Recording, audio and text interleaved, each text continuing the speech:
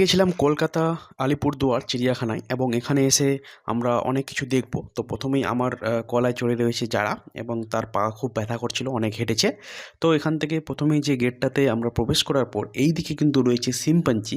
আর আমার মেয়ে, আমি ওকে বলেছিলাম যে একটি আমাদের বন মানুষের মতন রয়েছে, সেই বন মানুষটা কিন্তু সে দেখবে। তো প্রথমে এখানে দেখতে পাই কি জিরাফগুলো রয়েছে অনেকগুলো। তো জিরাফগুলো প্রথমে দেখালাম ওকে যে দেখো বেটা, এগুলো হচ্ছে জিরাফ, জেব্রা বলে এগুলোকে। তারপরে ওকে দেখিয়ে নিয়ে তারপরে নিয়ে আসলাম আমরা এখানে শিম্পাঞ্জির কাছে। তো একটা শিম্পাঞ্জি উপরে বসেছিল আর দ্বিতীয়টা পিছনে ছিল, মানে তিনটা কি দুটো এখানে শিম্পাঞ্জি রয়েছে বন মানুষের মতন যেগুলো দেখতে। তো একটা কিন্তু ওদিক দিয়ে কিন্তু হেঁটে চলে আসছিলো, আর হেঁটে এসে আমি ওকে বললাম যে দেখো কীভাবে ও হেঁটে আসছে। তো ও দেখতে দেখতে এত ভয় পেয়ে গেছে, একদম পুরো কেঁদে ফেলেছে। তো তারপরে আমি ওকে বললাম যে কাঁদিও না, ওকে কোনো কিছু হবে না। তো এই যে দেখতে পাচ্ছ এর কী হালাত হয়েছে দেখো একটু ভালো করে আপনারা। ওদিক দিয়ে কিন্তু একটা চলে আসছে বড়টা।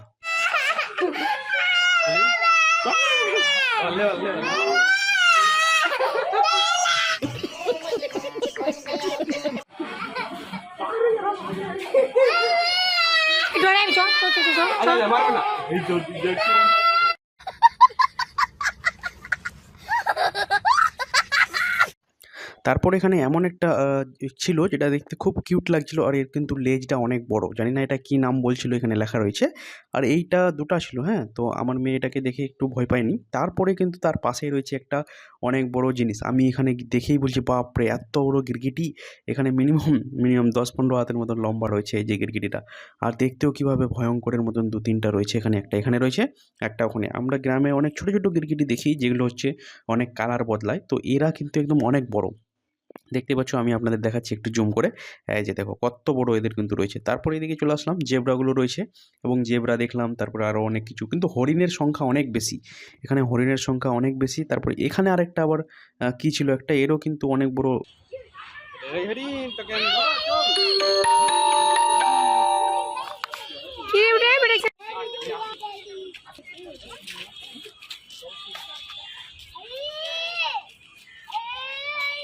হরিণ নাই গো, সিং নাই গেছে না।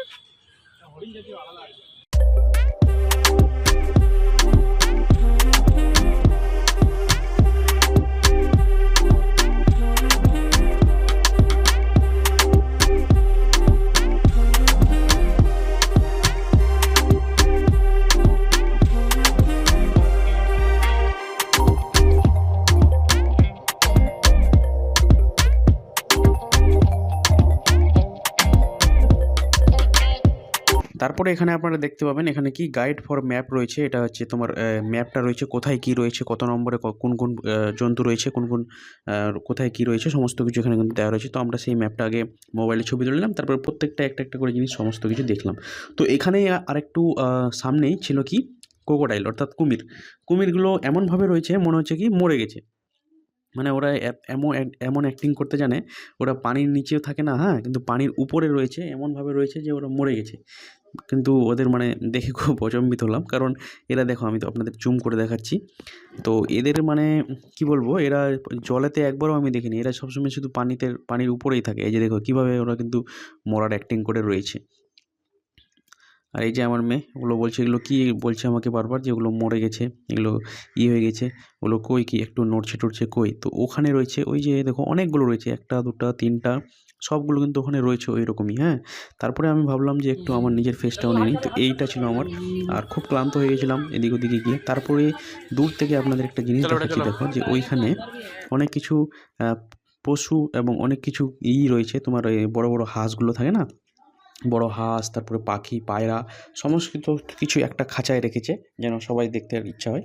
দেখতে পাচ্ছ ময়না, সমস্ত কিছু অনেক অনেক বড় সুন্দর সুন্দর পাখিগুলোও রয়েছে এর মধ্যে দিয়েছে।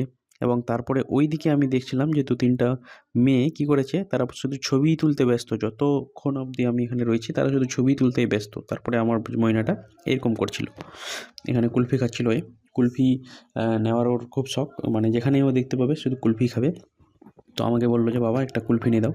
তো এখানে কুলফি নিতে গেলাম, একটা কুলফির দাম মিনিমাম কত 40 টাকা কি 30 টাকা নিল আমার কাছে। যেগুলো বাইরে আমরা গ্রামে 10-15 টাকায় আমরা পেয়ে যাই, সেখানে কিন্তু এখানে ভিতরে এসে আমাদের এটা 40 টাকা দাম নিল। একটু জিনিসের দাম বেশি, বাট এগুলো না খাওয়াই ভালো, ছেলেপেলেদের এগুলো খাওয়ায়। যখন আমরা বাইকে গেলাম, অর্থাৎ যখন আমরা কারে গেলাম, তখন কিন্তু উল্টি করে দিল। তো আপনারা দেখতে পাচ্ছেন এইগুলো কিন্তু হরিণ রয়েছে তাদের শিংগুলো অনেক বড় বড়। আর এই হরিণের সঙ্গে আমার মেয়ে বন্দুক তো লাগিয়ে দিয়েছে, দেখো কিভাবে এরা কথা বলছে। আর কি আর কিছু নেবে না? ভিডিওটা তোমার পিছন দিকে আসছেই, হরিণটা আসলেই। কিরে হরিণ, তোমার নাম কি? এই হরিণ, তোমার নাম কি? তোমার নাম কি রে হরিণ? ঘাস খাবে বেটা না? ঘাস খাবে না?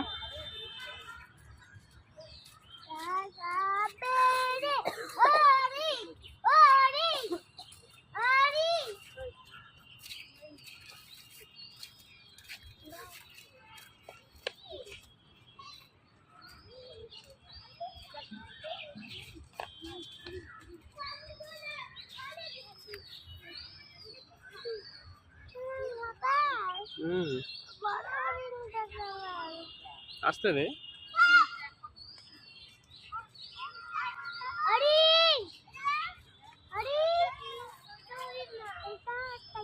কোনটা হরিণ রে বেটা? কোনটা হরিণ আছে এটা? ডাক দে, কুচু কুচু করে ডাক দে।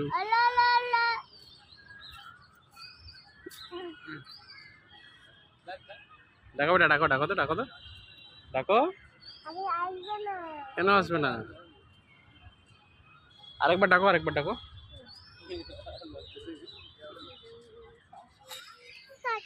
আই চলো, আই আমার কোলে, আমার কোলে এখানে আয়, দেখবি আই।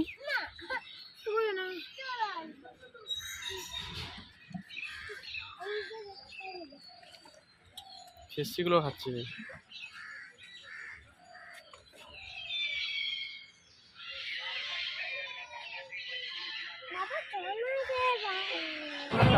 কফি দাতে কি খাচ্ছি বেটা?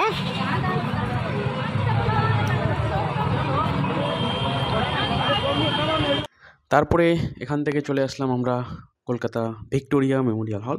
তো এই যে ভিক্টোরিয়া আসার পর ভিতরে একটি মিউজিয়াম রয়েছে, সেই ভিডিওটা আমরা নেক্সট ভিডিওর মধ্যে আপনাদের দেখাবো নেক্সট ব্লগে। তো আমার মেয়ের একটি ইউটিউব চ্যানেলও রয়েছে, যারা ব্লগার, সেই চ্যানেলটাকে সাবস্ক্রাইব করে নিও। আমার জাহাঙ্গীর দা ব্লগে এই চ্যানেলটাকেও সাবস্ক্রাইব করে নিও, এবং ফেসবুকে আমাদেরকে অবশ্যই ফলো করে নিও। নেক্সট ভিডিও আবার দেখা হবে, ততক্ষণ দেখতে থাকো জাহাঙ্গীর দা ব্লগ, এবং ফেসবুকে যারা দেখছো অবশ্যই ফলো করে নিও। আর ভিডিওটা কেমন হয়েছে, আপনারাও কি ফ্যামিলি নিয়ে কোনো দিন গেছেন, গেলে অবশ্যই জানাবেন। আর কিভাবে ফ্যামিলি নিয়ে জার্নি হয় সেটা আপনারা অবশ্যই কমেন্টে জানাবেন। দেখা হবে আবার নেক্সট ভিডিও, ততক্ষণ দেখতে থাকো জাহাঙ্গীর দা ব্লগ। টাটা। আর আমার মেয়ে তো খুব খুশি এই সমস্ত জায়গায় এসে,